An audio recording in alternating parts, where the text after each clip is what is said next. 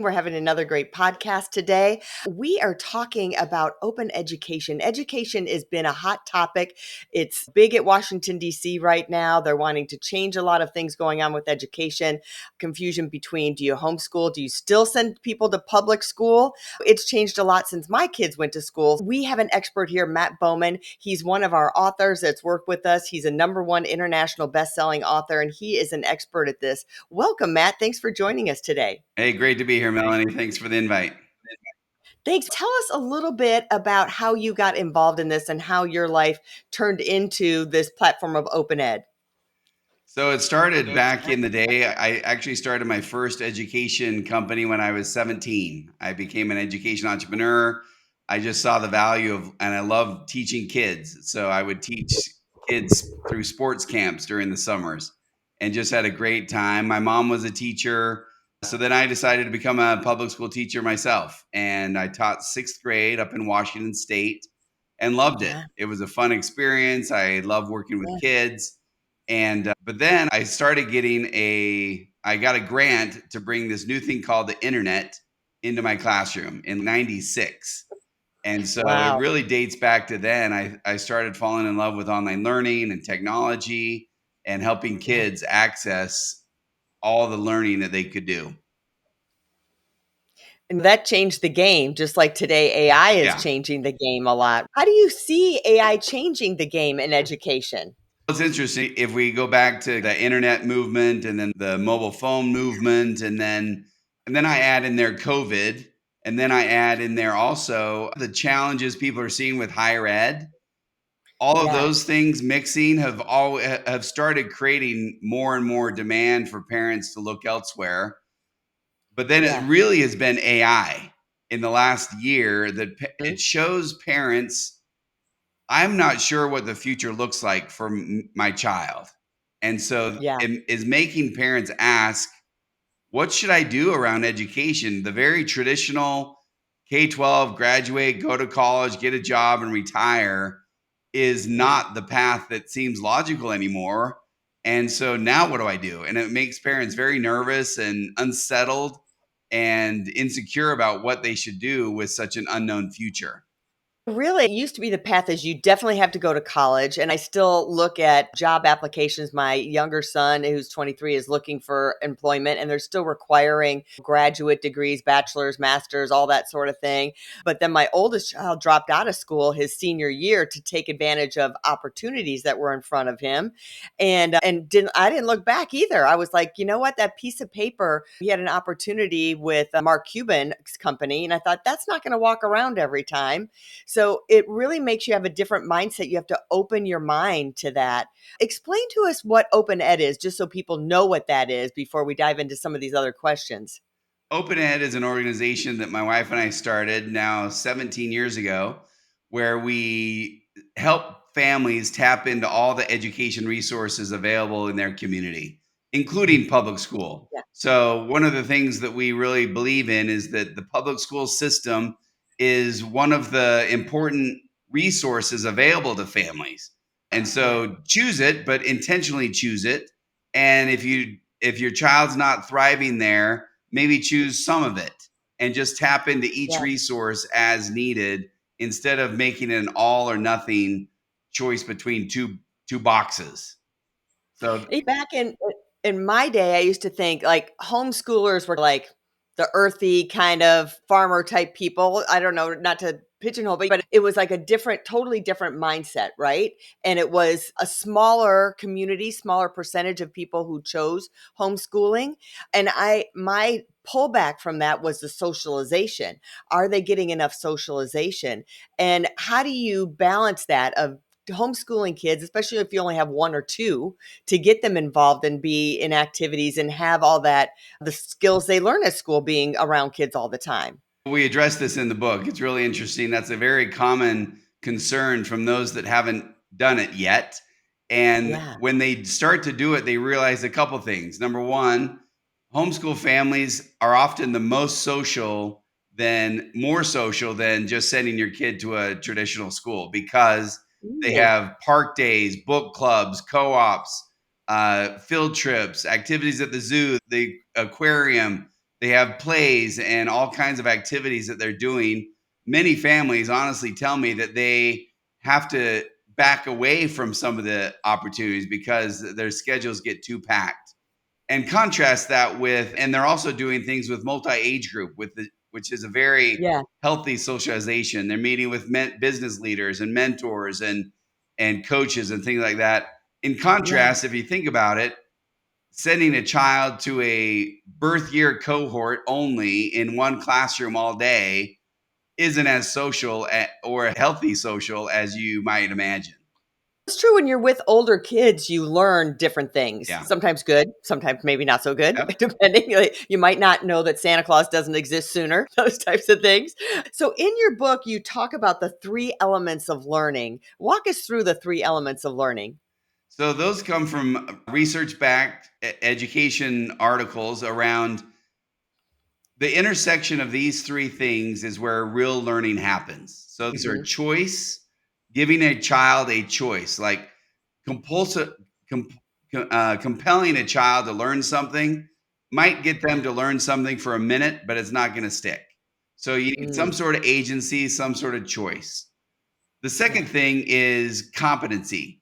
You need to arm them with resources to gain a level of competency so that they can understand what it is that they're Yeah. studying, learning. So, choice is important, competency is important. And then my favorite third one is connection.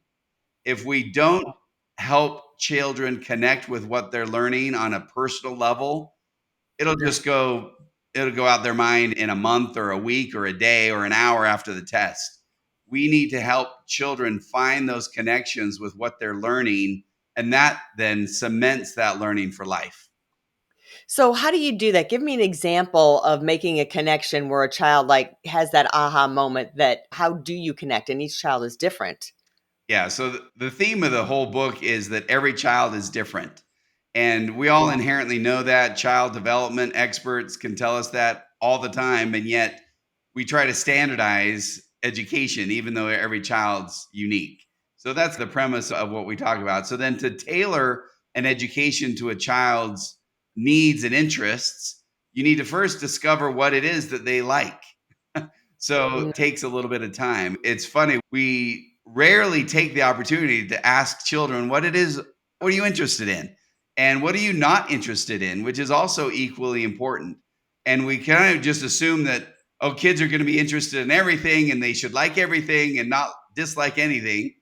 But we know children are different and they have different yeah. interests and needs. And so creating a space and a time for children to see what they're interested in is the first step towards making that connection.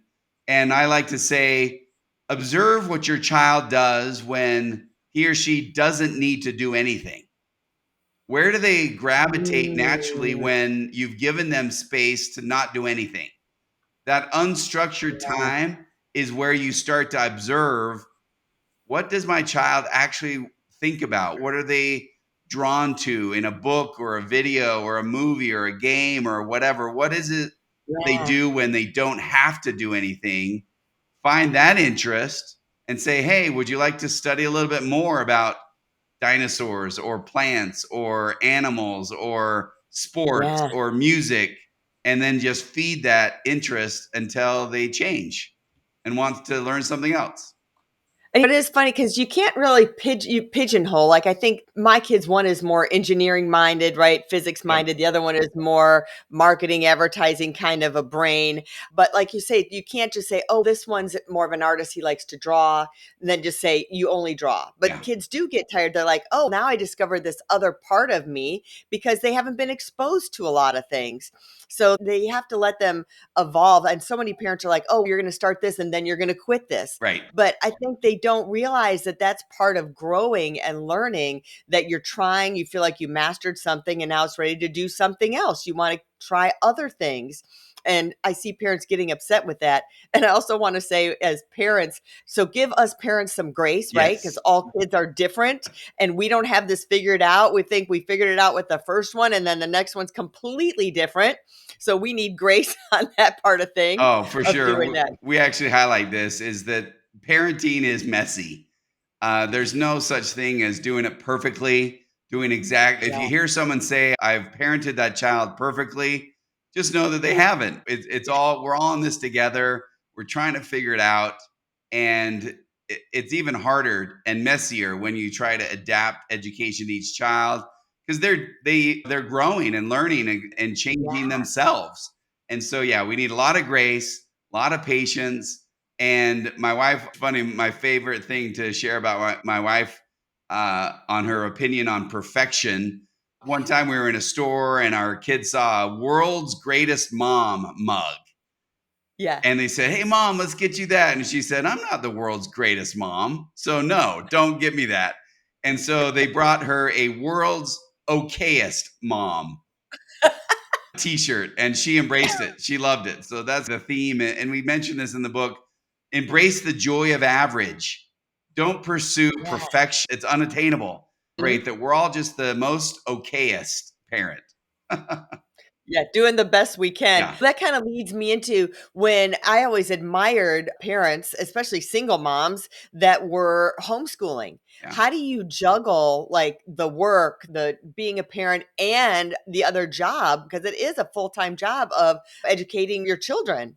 Absolutely. And that's where we just see families needing to tap into the resources they have available around them. Family, friends, Yeah. co-ops, library Yep. groups, you name it, there's opportunities to connect with other supportive community members that can really Yeah. help out families. So, you talk about the Lego Movie. So, walk us through that story.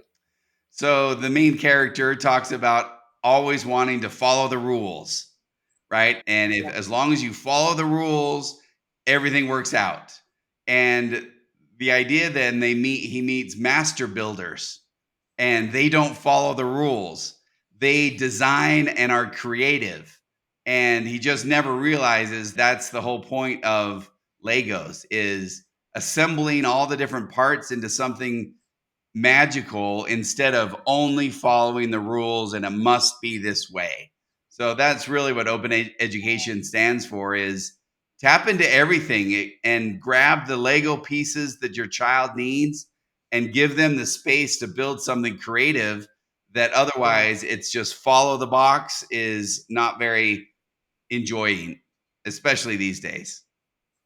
How do you know when to push your child more and to pull back because you're the one like, did you get your homework done, did you did this, and without making them trying to be too perfect, there's that line. How do you know when to give them space? What are the indicators? You have any idea? This is probably maybe off of what you're it's No, in the book, no. but It's a great question. It's the short answer is depends on each child because each child's different. And that's the hard part.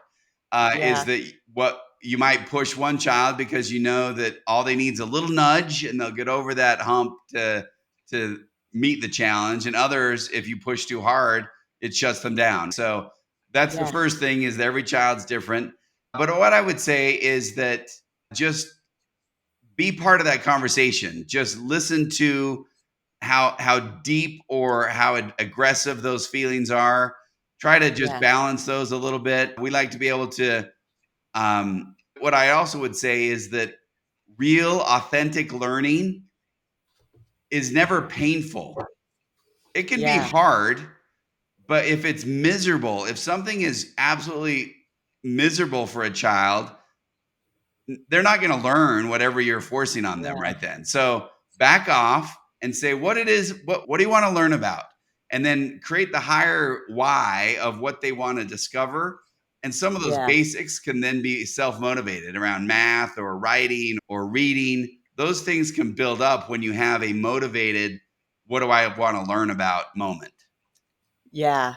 And even discovering, like, at the older children's age, like, it doesn't have to be forever. What do you wanna do today? What do you wanna learn today? What kind of job do you want today? And go after that and discover the why. It's always the why is what drives everybody, and I think we don't ask kids that often Yep. enough, "Why? Why do you want" like, what is the reward you're gonna get afterwards? What's the outcome that you're gonna get from learning this? How are you gonna feel when you do that? Yeah, and in fact, a part of the book we cite research around elite athletes. We sometimes think they're always just pushing to the limits. But it Yeah. turns out like 80% of their routine is fairly mild to moderate work and only 20% of intense push. And so Mm. sometimes we're always pushing kids at the highest level, and we need to back that off a little bit. And we describe in the book 2 week learner driven sprints. And that's Mm. the natural learning rhythm of our mind and of our lives. Spend a couple weeks learning about something, go deep, and then let it rest. Let it sit for Mhm. after a big workout, we all know we should let the muscles rest a little bit. So same thing with our brains. Do an intense study for a little while and then let it rest. I think that's great advice even for adults. I'm learning Yeah. all this AI stuff, and I feel like I'm getting a fire hose on my head. And my business partner, Jen, who we're like, all right, we just need to stop the input Yes. and just let it rest. And then let's like create stuff with what we know already. So Oh, I there's think that's good mountains for of adults. research that says that is what you should do is go intense and then just let it sit, let it ride. You just maintain Yeah. that intensity, the learning evaporates. Yeah. It's just yeah, because you're not executing anything, or absorbing any of it. Where do you see the future of this hybrid model? What is education going to look like 5, 10, 15, 20 years from now, do you think? Yeah, so that nobody knows. That's what's so disconcerting is we don't even know 2 years from now what AI is going to be. That the projections around AI expansion has, Yeah, hey, we can look out 2 years. And how scary is that? That we don't really I even know know. where things are headed in 2 years. But with that said, I see a move towards more community-based experiences. I really Mm, think that over the last 20 years, with the rise of internet and social and mobile, uh, we've imposed on our children the worries of the world because they can see mm, everything. yeah, And maybe true. with AI and with so much expansion around what's real or not real or deep fakes or Yeah, not, the only really thing that we do know is what's happening in our home, our family, our neighborhood, our yeah, community. And maybe the opposite happens with AI is that we turn more towards our local community and figure out how we can solve problems together in our community because that you can touch, you can see, you can talk. yeah. It's not a fake video. So that's where I'm hoping that things go is that maybe a little more community centered around the home, family, neighborhood, communities and build relationships that are deeper there than just with digital fake deep I hope fakes. so. I really hope so, because I see videos on social media of people saying, "I feel like I don't have friends anymore. I feel Right. like my world has gotten small." And I think it's because our world is so big when Yes. we look at our phones that we get Yep. overstimulated and then we wanna recharge our battery. Even though we haven't been out with people, our social battery's been used up by just looking at all of these things. For sure. Yep. Crazy. Tell people where they can find you and, your book, Open Education, where they can get that. Opened.co/book. So our organization is OpenEd. So opened.co/book. There's links there to the Amazon page. You can also just search for Open Education on Amazon and you can find it. Terrific. It's everywhere books are sold. It's a number one bestseller, so y'all should pick it up. Even if you have older kids like me, I think there's things in there that are really useful. You will find out that you're like, "Oh yeah, I can apply that to my 35-year-old, okay? It Or really my is a grandchildren." lifelong, yeah, it's for all adults for sure. Yep. Thanks for coming, everybody. And if you're thinking about writing a book and want to become a bestseller, reach out to us at eliteonlinepublishing.com. And we'll see you next time. We always have great guests. Remember to like and share this podcast. We'll see you next time. Thanks, everybody. Hey, are you looking to increase your revenue, build credibility, and elevate your brand? This podcast is brought to you by Elite Online Publishing, an innovative publishing and full spectrum marketing company. They will publish and market your book to make it a number one bestseller. Becoming an author is the best way to market your business. So contact them at eliteonlinepublishing.com today. All of their authors become number one bestsellers.